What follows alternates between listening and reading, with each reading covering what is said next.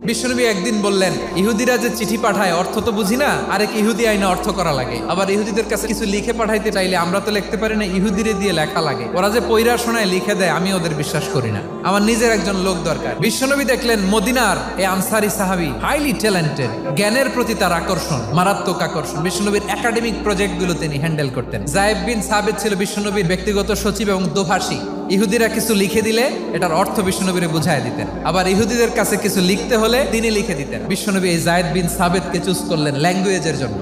উনি বললেন, যায়েদ, তোমার সফট স্কিলকে ডেভেলপ করতে হবে, তুমি হিব্রু ল্যাঙ্গুয়েজ শিখে ফেলো। যায়েদ বিন সাবিত বলল, বিশ্বনবীর মোটিভেশন আর ইন্সপিরেশন পেয়ে আমি 15 দিনে ইহুদিদের এই হিব্রু ল্যাঙ্গুয়েজ শিখে ফেললাম। এরপরে ইহুদিরা চিঠি লিখে পাঠালে আর কোনো ইহুদি ডাকা লাগতো না, আমি নবীর এটার অর্থ করে বুঝায় দিতাম।